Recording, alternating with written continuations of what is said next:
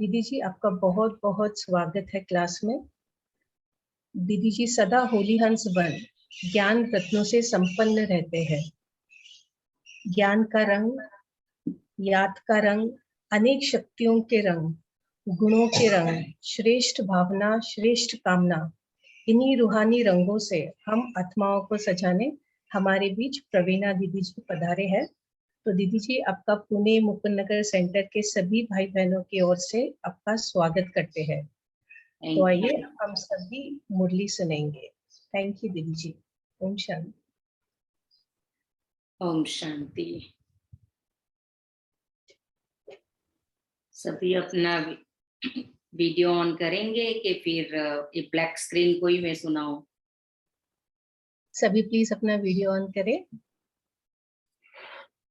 क्योंकि क्लास में बैठे हैं तो संगम युग में एक दूसरे को दृष्टि आदान प्रदान करना भी एक भाग्य होता है, और हम एक दूसरों को देख सके। नहीं तो ऐसा समय भी आएगा कि तरसेंगे हम एक दूसरों को देखने के लिए भी।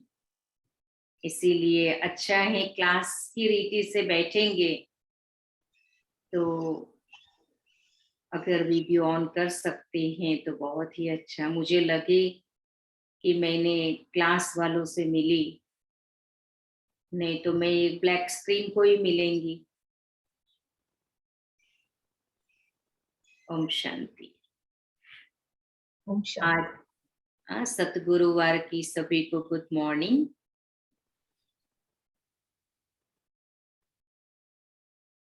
आज तो बाबा हमें राजाओं का राजा बनाने आए हैं।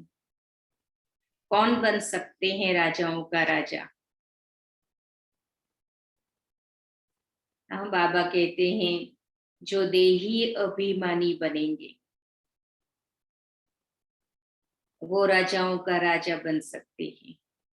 बाबा ने भी बहुत मेहनत की थी अपने को आत्मा निश्चय करने की, तो हम भी आत्मा निश्चय करें। किसी का अनम्यूट नहीं है, म्यूट है। ओके।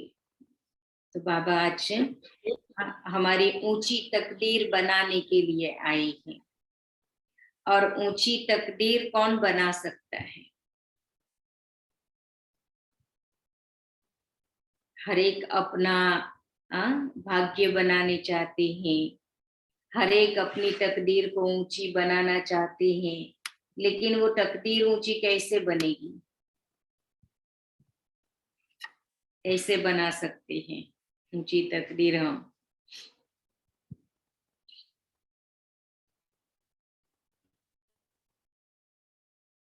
बाबा कहते यही बात के शरीर का भान छोड़ना पड़ेगा।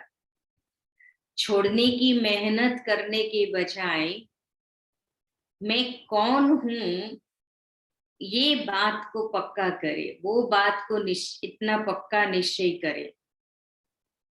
दूसरा, हमको पढ़ाने वाला और साथ ले जाने वाला कौन है?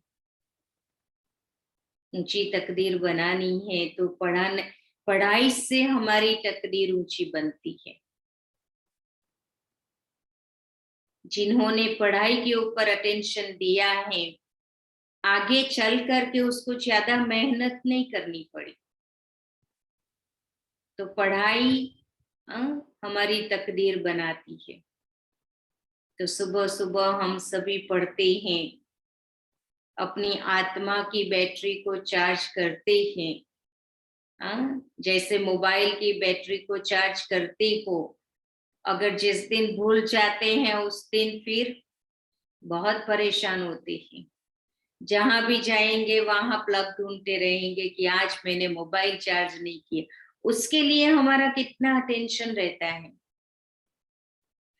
आत्मा की बैटरी को चार्ज नहीं किया है तो सारा दिन उतना अटेंशन रहता है कि अरे आज मैंने बैटरी चार्ज नहीं किया है आत्मा की। सारा दिन वो अटेंशन रहता है कि क्या करूं जो मेरी आत्मा की बैटरी चार्ज हो जाए। तो आज बाबा की 28 अप्रैल की वाणी है और आज की मुरली का सार है, मीठे बच्चे अब वापिस घर चलना है। तैयार है सभी घर चलने के लिए कि ये दुनिया अच्छी लगती है। बाबा कहते हैं अब वापिस घर चलना है, इसीलिए देह का बांध छोड़ते जाओ। 2500 वर्ष की एक आदत कि मैं कौन हूं, ये देह का भान 2500 वर्ष का पक्का है, उसको छोड़ना है। मैं इतना अच्छा हूं, धनवान हूं, यह सब छोड़ अपने को आत्मा समझो। मैं धनवान हूं, मैं इतना अच्छा हूं, मैं रूपवान हूं, मैं गुणवान हूं, ये सब बाबा कहते छोड़ो, अपने को आत्मा समझो। प्रश्न है किस निश्चय व धारणा के आधार पर तुम बच्चे अपनी बहुत ऊंची तकदीर बना सकते हो? कौन सा निश्चय है जिसके आधार से हम अपनी बहुत ऊंची तकदीर बना सकते हैं? बाबा कहते हैं पहला निश्चय चाहिए कि हम आत्मा हैं। अभी हमें शरीर छोड़कर वापिस घर जाना है, इसीलिए इस दुनिया से दिल नहीं लगानी है। छोड़ करके जाना है तो इस दुनिया से बाबा कहते हैं दिल नहीं लगानी है। दूसरा है हमको पढ़ाने वाला और साथ ले जाने वाला शिव बाबा है, उनकी श्रीमत पर हमें चलना है। श्रीमत पर चल अपना व अपने मित्र संबंधियों का कल्याण करना है। खुद का तो कल्याण करे लेकिन साथ में अपने मित्र संबंधियों का भी कल्याण करना है। जो बच्चे श्रीमत पर नहीं चलते या जिन्हें पढ़ाने वाले बाप में निश्चय नहीं, वह कोई काम के नहीं। बाप में निश्चय नहीं, पढ़ाने वाले में निश्चय नहीं, तो बाबा कहते वो कोई काम के नहीं। वह चलते चलते गुम हो जाते हैं। ऊंच तकदीर बना नहीं सकते। चलते चलते पढ़ाई छोड़ दी तो ऊंच तकदीर कैसे बनेगी? गीत है ओम नमो शिवाय। ओम शांति। बच्चे बैठे हो और जानते हो कि बाबा के सामने बैठे हैं। चाहे आप अपने घर में भी बैठे हो, लेकिन ये फील करो कि हम बाबा के सामने बैठे हैं। कोई सन्यासी, उदासी, मित्र, संबंधी आदि के सामने तो नहीं बैठे हैं। जानते हो कि हम बरोबर अति मीठे बाप जिसको हम जन्म जन्मांतर याद करते हैं, उनके सम्मुख बैठे हैं। हम भी उनके जीते जी बच्चे बने हैं। सभी जीते जी बाबा के बच्चे बने हो ना। आत्मा के संबंध से वो हमारा पिता है। तो बाबा कहते हैं सन्यासियों के तो फॉलोअर्स बनते हैं, रहते तो अपने घर में है ना। वह फॉलोअर्स कहलाते हैं परंतु फॉलो नहीं करते हैं।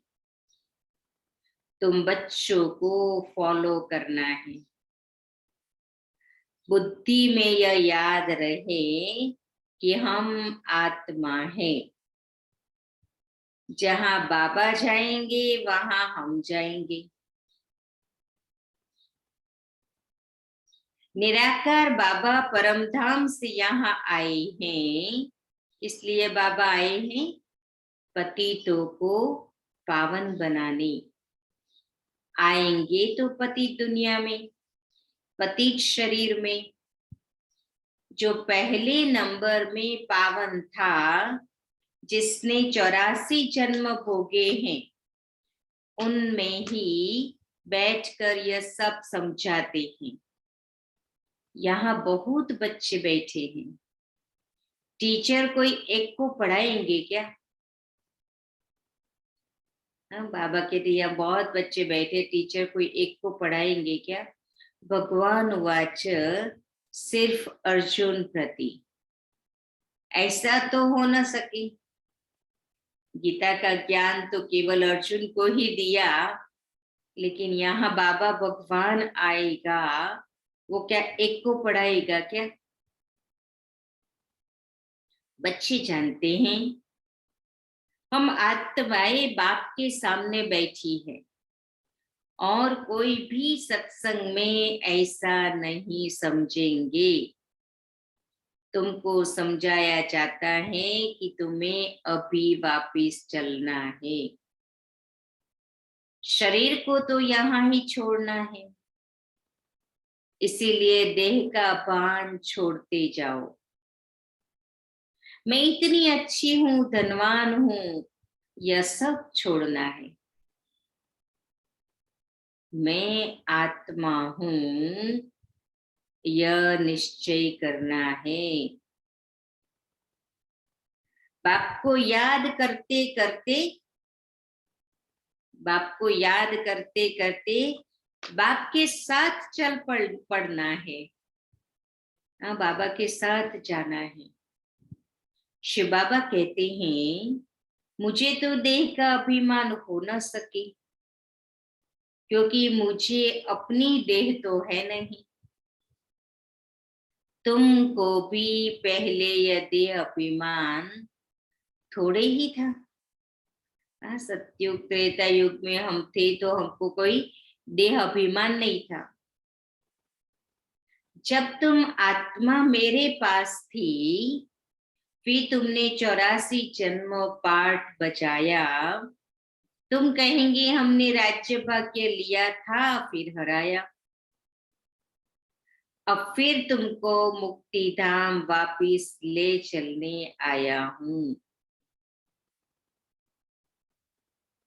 शरीरों को तो नहीं ले जाऊंगा, बाबा केवल आत्माओं को ले जाएंगे। इतने सारे शरीरों को बाबा परमधाम कैसे ले जाएगा? यह पुराना शरीर है, इसका भांत बुद्धि से तोड़ना है। रहना भी अपने गृहस्थ व्यवहार में है, यह कोई संन्यास मत नहीं है। अपने घर बार को भी संभालना है, वह तो छोड़ करके जाते हैं। संभलते नहीं है तो अपना घर छोड़ करके चले जाते हैं। तो बाबा कहते हैं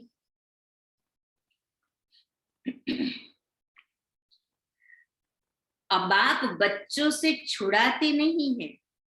बाप कहते हैं तुम अपने बच्चों को याद दिलाओ कि शिव बाबा को याद करो।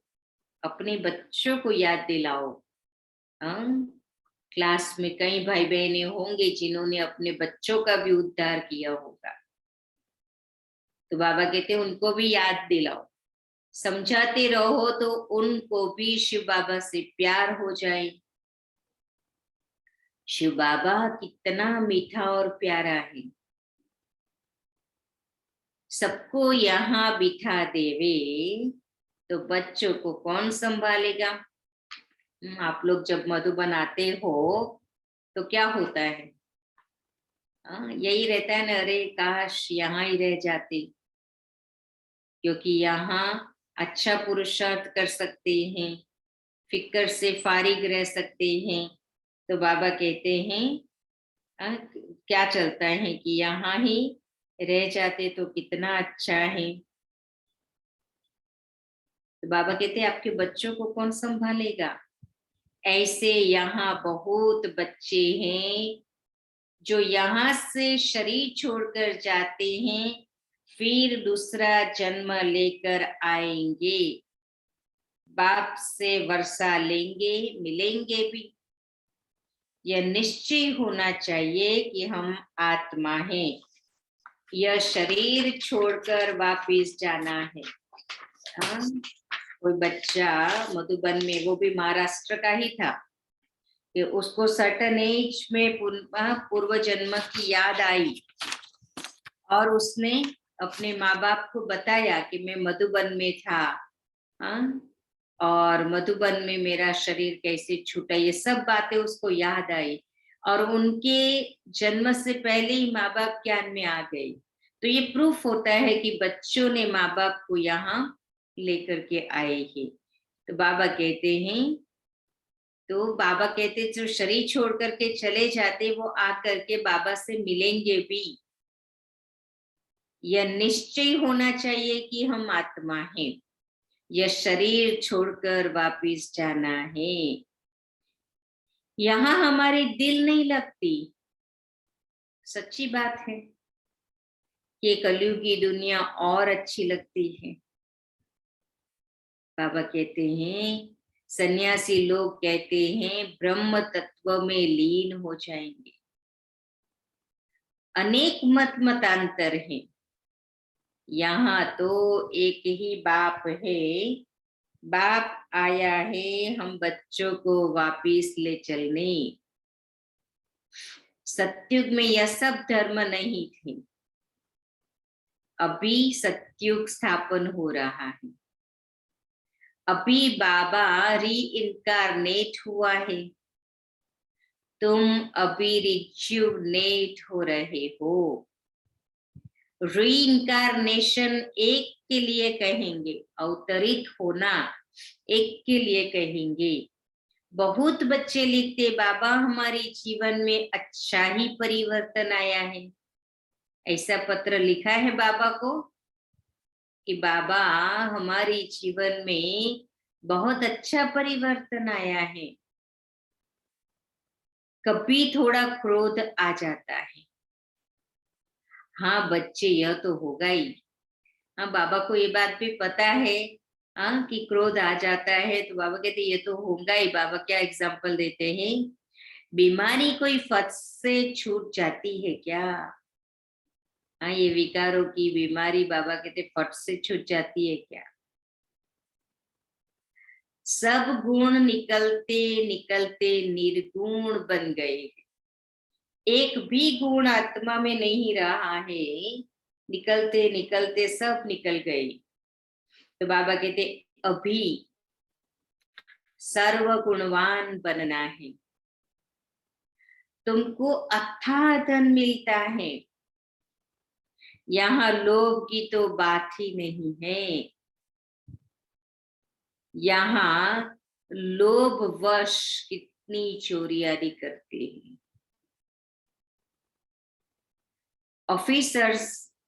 ऑफिसरों की गफलत से अनाज के गोदाम खराब हो जाते हैं। बाबा एग्जाम्पल दे रहे हैं कि गफलत होती है तो कई चीजें बिगड़ जाती है, फिर जला देते हैं। यहाँ तो मनुष्य भूख मरते हैं, अफ्रीका के देश में जाओ मिट्टी खाते हैं, कितने भूख मरते हैं।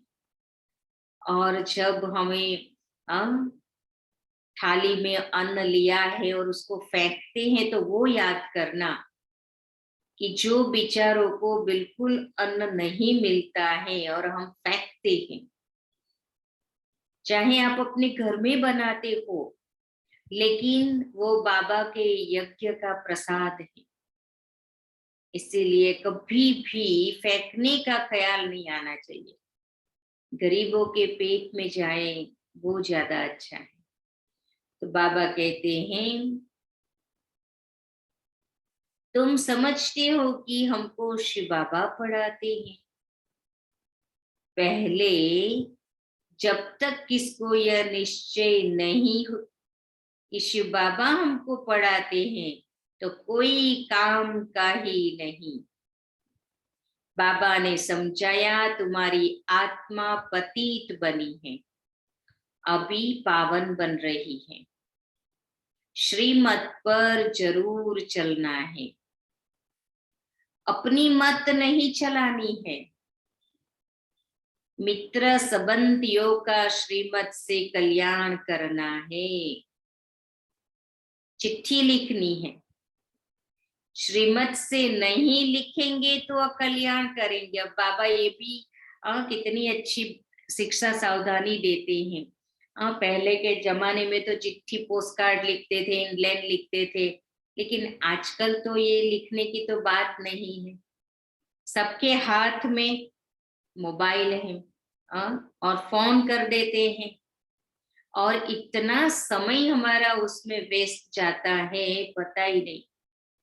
और जब तक कईयों की तो ऐसी आदत बनी हुई है कि जब तक किसी को फोन नहीं करेंगे खाना हजम नहीं होता है। तो बाबा कहते हैं, श्रीमत पर मित्र संबंधियों का कल्याण करना है। पहले मधुबन में हमारे पास जो इनलैंड होता था, तो इनलैंड में एक साइड, एक पन्ने पर बाबा के ज्ञान की पॉइंट्स छपी हुई होती थी, और उसमें हमको जो लिखना होता था वो लिखना होता था। बाबा कहते हैं, तो बाबा कहते हैं श्रीमत से नहीं लिखेंगे तो कल्याण करेंगे। बहुत हैं जो छिपाकर चिट्ठी लिखते हैं, बाबा शिक्षक बैठे हैं तो बाबा को बताना चाहिए। बाबा तुमको ऐसी चिट्ठी लिखनी सिखाएंगे जो पढ़ने वाले का रोमांच खड़ा हो जाए। जब मोबाइल नहीं था, टेलीफोन नहीं था, तो हमारा कम्युनिकेशन पोस्ट के माध्यम से होता था। और जो समर्पित बहने हैं उनको ये सिखाया जाता था कि आप किसी को भी पोस्ट लिखो तो जो निमित्त है उनको दो, वो पढ़ेंगी और फिर पोस्ट करेंगी। मधुबन में भी हमारे पास जो भी पोस्ट आती थी, ईशु दादी जी पहले पढ़ते थे, फिर पोस्ट मिलती थी।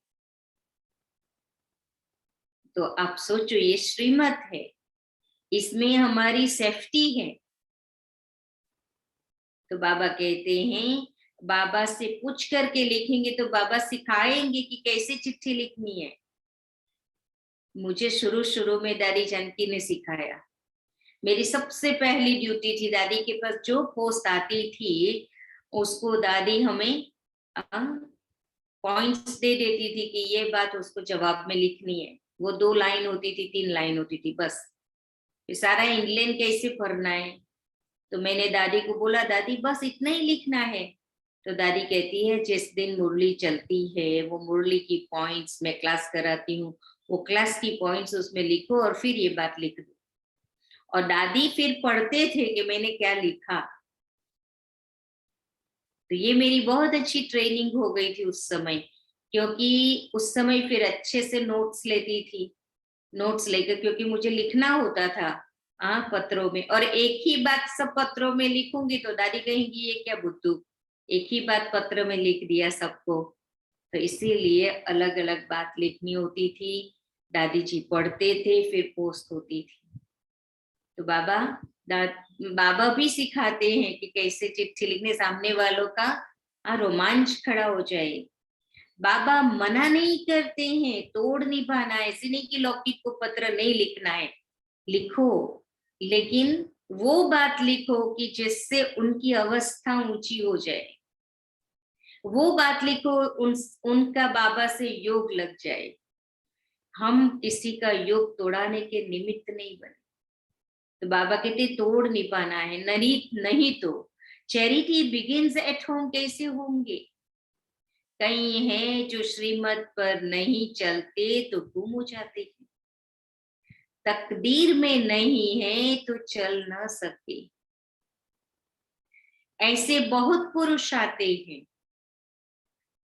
जिनकी स्त्रियां नहीं आती हैं, मानती नहीं है। शिव बाबा लिखते हैं तुम तो कमजोर हो, उनको भी समझाओ। क्या समझाओ? शादी के टाइम पर क्या प्रतिज्ञा की थी, वो बाबा कहते उसको याद दिलाओ। तुमने तो प्रतिज्ञा की थी कि आज्ञा मानेंगी। तुम अपनी स्त्री को ही वश नहीं कर सकते हो, तो विकारों को वश कैसे कर सकेंगे? तुम्हारा फर्ज है स्त्री को अपने हाथ में रखना, प्यार से समझाना। शास्त्रों में यह सब इस समय की बातें लिखी हुई है। तुम ब्राह्मण भी बहुत बुद्धू थे, अब बाबा ने बुद्धिवान बनाया है। बुद्धू किस लिए थे? भले लौकिक रीति से बहुत बुद्धि है, लेकिन वो बुद्धि क्या काम की जो बाप को न पहचाने। इसीलिए बाबा कहते हो बुद्धू, तुम जानते हो। I didn't catch that. Could you try again? बाबा कहते हैं तुम जानती हो, शिव बाबा ने 5000 वर्ष पहले ऐसा ही पाठ बजाया होगा, ऐसे ही समझाया होगा, और ये ब्रह्मा भी जान गए हैं। तुम अभी पुरुषार्थ कर रहे हो, जो अच्छी रीति सर्विस करेंगे वही फरिश्ता बन जाएंगे। अभी फरिश्ता बनने की एक और पॉइंट ऐड किया बाबा ने। क्या किया? अच्छी रीति सर्विस करेंगे वो फरिश्ता बनेंगे। और आज सर्विस की विधि क्या बताई बाबा ने? पत्र लिखना, नहीं कि व्हाट्सएप फॉरवर्ड करते रहना। बाबा कहते हैं अगर हिसाब किताब रह जाता है तो सजा खानी पड़ेगी। अभी तुम सम्मुख बैठे हो, शिव बाबा तुमको सुनाते हैं, ऐसे मत समझो ब्रह्मा सुनाते हैं।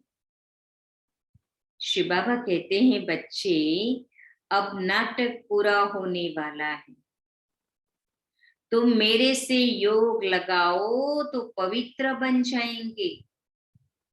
तुम जानते हो अब साजन लेने आया है और तुमको पढ़ाते भी हैं।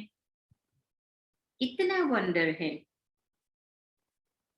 साजन लेने आया है लेकिन पढ़ा करके लायक बना करके ले जाएगा। तुम कितने सौभाग्यशाली हो, तो एक की श्रीमत पर चलना चाहिए ना। कहते हैं तुम सबसे श्रेष्ठ ते श्रेष्ठ हो, मैं श्री श्री हूं, तुमको श्री श्री श्रेष्ठ बनाता हूं, श्रेष्ठ दुनिया बनाता हूं। यहाँ कितने पतित हैं और अपने ऊपर श्री का टाइटल रखाते हैं। तुम रावण पर विजय प्राप्त करते जाते हो।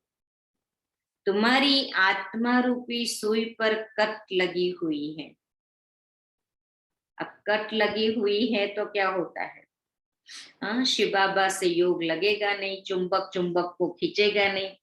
इसीलिए बाबा कहते हैं अब चुंबक आकर साफ करती है। शिव बाबा चुंबक हैं, साफ होंगे तो साथ चलेंगे कट उतारने के लिए। बाप को याद करो, माताएं श्री कृष्ण के मुख में माखन देखती है, वही स्वर्ग रूपी माखन।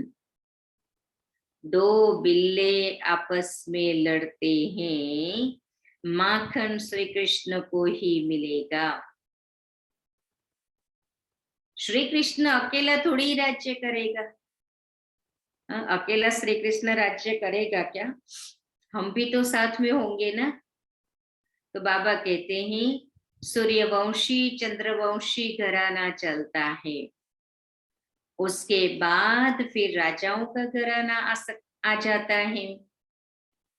द्वापर युग से फिर राजाएं चलती हैं, वह भी बहुत पुराने चलते रहते हैं। पीछे फिर प्रजा का प्रजा पर राज्य होता है। अभी तुम जानते हो कि बाबा ने हमको पाठ बजाने भेजा था। स्वर्ग में हम बहुत सुखी थे। 21 जन्म का वर्षा भारत में ही गाया जाता है। वह कन्याएं 21 जन्मों के लिए वर्षा दिलाती है। क्या कहते हैं? कन्या वह जो 21 कुल का उद्धार करे। तो 21 जन्मों का वर्षा दिलाती है। बाबा कितनी अच्छी रीति समझाते हैं, तो भी क्या होता है, बाबा कितनी अच्छी रीति समझाते हैं तो भी किसी किसी के पुराने सड़े हुए अवगुण निकलते नहीं हैं। पुराने सड़े हुए अवगुण बाबा कहते निकलते नहीं है। बाबा बड़ा मार्शल भी हैं, बाबा के साथ धर्मराज भी हैं। अगर श्रीमत पर न चले तो उनका राइट हैंड धर्मराज भी है। श्रीमत पर न चले तो उनका राइट हैंड धर्मराज भी है। बाबा की गोद में जन्म लिया, फिर वहां जाकर मर जाते हैं, तो कितना घाटा पड़ जाता है। बाबा की गोद में जन्म लिया और फिर बाबा का हाथ छोड़ दिया, माना मर गए, तो अपनी ऊंची तकदीर से हम अपने आप को वंचित कर देते हैं। श्रीमत पर नहीं चलते तो मर जाते हैं। इतना समझाते हैं कि सिर्फ बुद्धि से समझो, बाबा हम आपके हैं। इस समय सारी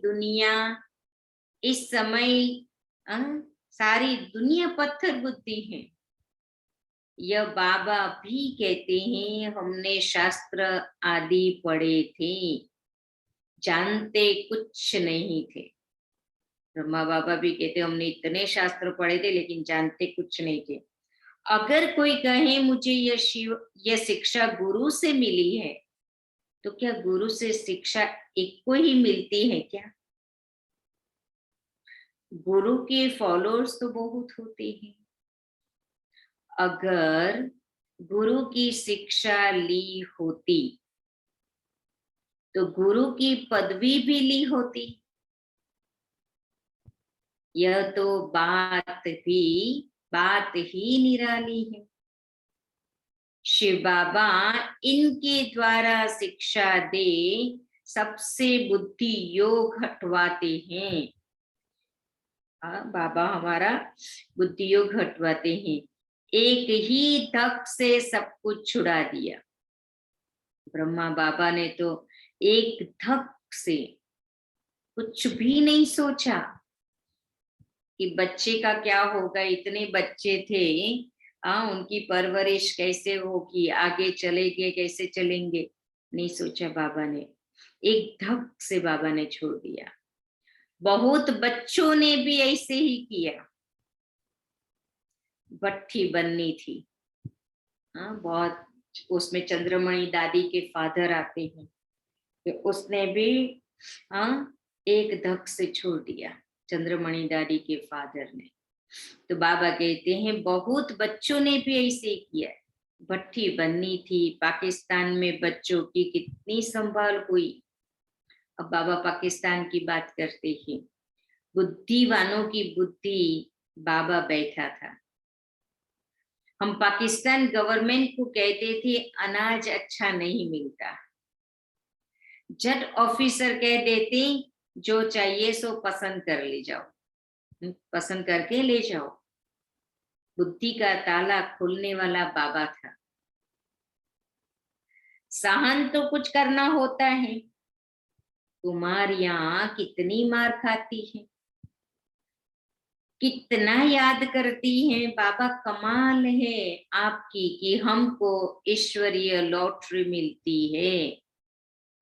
कितना बच्चों को मीठा बनना है, प्यार से चलना है, घर वालों को भी उठाना है। हाँ, बाबा कहते हैं इतना प्यार, हमारा व्यवहार हमारे परिवार की सेवा करेगा, हमारा आचरण लौकिक की सेवा करेगा। ज्ञान में चलते हैं और हमारा आचरण उच्चारण अगर राइट नहीं है तो लोग कहेंगे क्या, ये ज्ञान सुनते हैं, ज्ञान में रोज ज्ञान सुनने के लिए रोज जाते हैं, लेकिन आचरण तो देखो। इसलिए बाबा कहते हैं प्यार से चलना है, मीठा बनना है। रचयिता अगर भाग जाए तो रचना का क्या हाल होगा। यहाँ सन्यासियों का यह पार्ट था। उस समय पवित्रता की दरकार थी। यह सारा खेल बना हुआ है। सारी राजधानी यहाँ स्थापन हो रही है। सत्युग में पतितों को पावन नहीं बनाएंगे। सत्युग में कोई पतित होगा ही नहीं जो पावन बनाने की नौबत आए। यह संगम युग ही मशहूर है। बाबा कहते हैं मैंने आगे भी कहा था कि कल्प कल्प के संगम युगे आता हूं। उन्होंने फिर युगे युगे कच्छ अवतार लिख दिया है। मनुष्य भी सत्सत करते रहते हैं। रावण राज्य है ना, सन्यासी सदैव शांति मांगते हैं। सुख को नहीं मानेंगे क्योंकि उसको शांति चाहिए। सुख को वो लोग कागविष्ठा समान समझते, क्षण भंगुर समझते हैं। तो बाबा कहते वो शांति ही मांगते हैं। कहेंगे ज्ञान ठीक नहीं है, दुनिया में सुख है कहाँ। राम था तो रावण भी था, कृष्ण था तो कंस भी था। उनकी यही मान्यता है कि कोई भी समय में सुख नहीं था। तो बाबा कहते हैं और स्वर्ग में अपार सुख था। कृष्ण को इतना प्यार करते हैं वह तो स्वर्ग में ही मिलेगा। यह तो अभी तुम्हारी मनोकामना पूर्ण होती है। तुम जानते हो बाबा कृष्णपुरी में ले चलने के लिए पुरुषार्थ करा रहे हैं। तुम जानते हो बाबा कृष्णपुरी में ले चलने के लिए पुरुषार्थ करा रहे। तो बाबा के साथ कृष्णपुरी में चलने की एक नई क्वालिटी क्या चाहिए कि बाबा के साथ सच्चाई सफाई बहुत चाहिए। सच्चाई, दिल की सच्चाई, ऑनेस्टी जिसको कहते हैं। बाबा के साथ कोई छल कपट न हो, बनावट न हो। छिपाने से बहुत नुकसान होता है। न सुनाने के कारण भूल वृद्धि को पाती रहती है। बाबा कदम कदम पर श्रीमत देते हैं, फिर भी कोई राय पर न चले तो बाबा क्या करे। बाबा तो कदम कदम पर हमें श्रीमत देते हैं, लेकिन हम श्रीमत को ही भूल जाते हैं तो बाबा क्या करें। बाबा समझाते हैं तुम ईश्वरीय संतान में बड़ी रॉयल्टी और शयानप चाहिए। बहुत प्यार से तुम्हें सबको बाप की पहचान देनी है। पूछते हैं परम पिता परमात्मा के साथ तुम्हारा क्या संबंध है। कोई हमें पूछे तो क्या जवाब देंगे। वह तो स्वर्ग का रचयिता है, तो स्वर्ग के मालिक पने का वर्षा होना चाहिए। तुमको वर्षा था, हरा दिया, फिर तुमको देते हैं। यह लक्ष्मी नारायण यहाँ का लक्ष्य है। बाप जरूर सत्युग का ही राज्य भाग्य देंगे। जब बाबा के पास आए ही हैं तो बाबा हमें सत्युग का ही राज्य भाग्य देंगे। तुम बच्चों को सर्विस करनी चाहिए, सबको जियदान देना है 21 जन्मों के लिए। तुम ही महान पुण्य आत्मा हो, तुम्हारे जैसी पुण्य आत्मा कोई हो न सके। पुण्य की दुनिया में तुम चलने वाले हो, बहुत मीठा बनना है। यही पतित पावन बाप और दादा बच्चों को वैश्यालय से निकाल शिवालय में ले चलने लिए आए हैं। इनको रौरव नर्क भी कहते हैं। यहाँ दुख ही दुख है। बाबा आया है दुखधाम से निकाल सुखधाम में ले चलने के लिए। हम ऐसे पारलौकिक माता पिता से सदा सुख लेने के लिए, मिलने के लिए आए हैं। यह बहुत खुशी की बात है। तुम्हारे को खुशी खुशी है कि हम शिवालय स्थापन करने वाले भोलानाथ भंडारी बाबा के पास जाते हैं। याद भी शिव को करना है, रथ को नहीं करना है। बाबा कहते शिव बाबा को याद करना है, रथ को नहीं करना है। अच्छा, मीठे मीठे सिकीलते बच्चों प्रति माता पिता बाप दादा का याद प्यार और गुड मॉर्निंग। रूहानी बाप की रूहानी बच्चों को नमस्ते। हम सब रूहानी बच्चों की रूहानी बाप दादा को याद प्यार गुड मॉर्निंग और नमस्ते। सभी जाग रहे हैं या सो गए? हाँ, मुझे किसी की नमस्ते सुनाई नहीं दिया। नहीं बोलते हैं आप लोग? पल्लवी बेन, सबको अनम्यूट करना चाहिए था। हाँ जी, अनम्यूट है सभी, प्लीज फिर बोलेंगे एक साथ। वाह बाबा वाह, शुक्रिया बाबा, शुक्रिया वाह बाबा वाह, शुक्रिया शुक्रिया।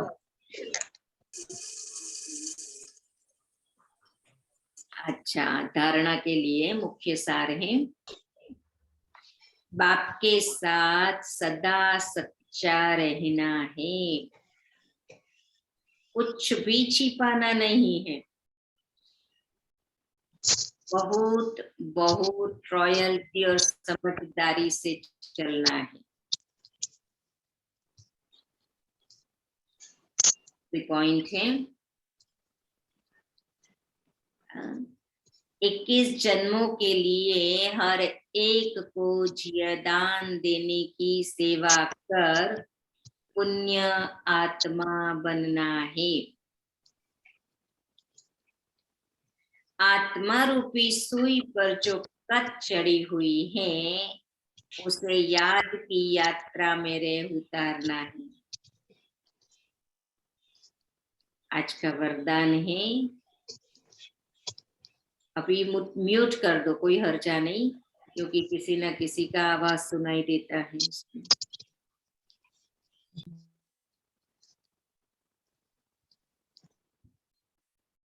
वरदान है, स्नेह की उड़ान द्वारा समीपता का अनुभव करने वाले पास विथ ऑनर भव। स्नेह की उड़ान द्वारा समीपता का अनुभव करने वाले पास विथ ऑनर भव। स्नेह की शक्ति से सभी बच्चे आगे बढ़ते जा रहे हैं। स्नेह की उड़ान तन से, मन से व दिल से बाप के समीप लाती है। ज्ञान योग धारणा में यथाशक्ति नंबरवार है, लेकिन स्नेह में हर एक नंबर 1 है। स्नेह में सभी पास है। बाबा से प्यार तो सभी को है, इसलिए बाबा कहते हैं स्नेह में सभी पास है। स्नेह का अर्थ ही है पास रहना और पास होना। वह हर परिस्थिति को सहज ही पास कर देना। ऐसे पास रहने वाले ही पास विथ ऑनर बनते हैं। बाबा के पास रहना है। स्लोगन है, माया और प्रकृति के तूफानों में सेफ रहना है। माया का भी तूफान आता है, वो यहाँ आता है, और प्रकृति का तूफान शरीर को लगता है, उसमें सेफ रहना है। तो दिल तख्त नशीन बन जाओ, बाबा के दिल में बैठ जाओ तो कोई तूफान हमें लगेंगे ही नहीं। तो बाबा के दिल तख्त नशीन बन जाओ। ओम शांति।